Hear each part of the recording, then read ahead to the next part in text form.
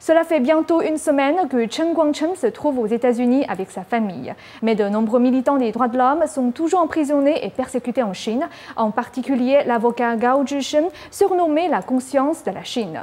Geng He, son épouse, a récemment publié sa 3e lettre ouverte à son mari. Dans cette lettre, elle décrit ses pensées profondes pour son mari.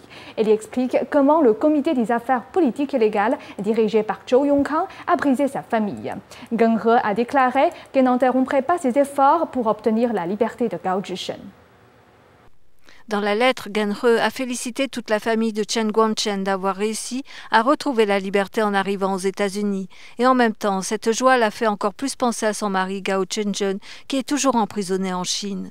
En 2005, Gao Zhencheng, accompagné de quelques amis, se sont rendus au village de Dongxigu pour rendre visite et soutenir Chen Guangcheng. Ils ont été interceptés et tabassés par les agents de la sécurité publique locale. Gao Zhencheng a été blessé, son appareil photo confisqué. Aujourd'hui, privé de liberté, Gao Zhencheng, qui a subi de très nombreuses tortures, est toujours privé de droit de visite de sa famille. Derrière toutes ces atrocités se cache en effet le comité des affaires politiques et légales.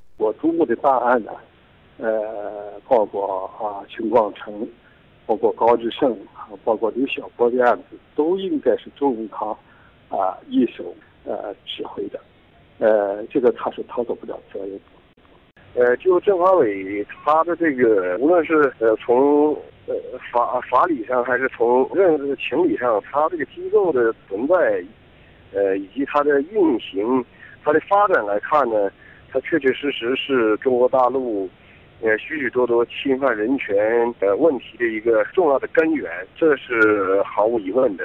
Geng He vit actuellement à San Francisco avec ses 2 enfants. Sa fille Gege va entrer dans l'université en septembre. Son fils Tianu, à part l'école, participe à des ateliers. Geng He elle-même poursuit des études à l'université communautaire. Toute la famille essaie de trouver des occupations pour détourner de temps en temps leur inquiétude envers Maître Gao. Mais ce n'est pas toujours facile d'y arriver.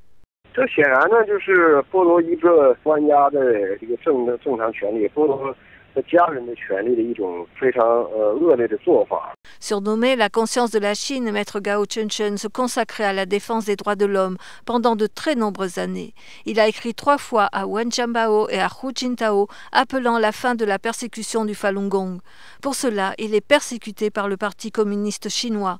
Il a été assigné à résidence, kidnappé, torturé et disparu. À ce jour, il est emprisonné illégalement dans la province de Xinjiang, à l'ouest de la Chine. Nouvelle NTD.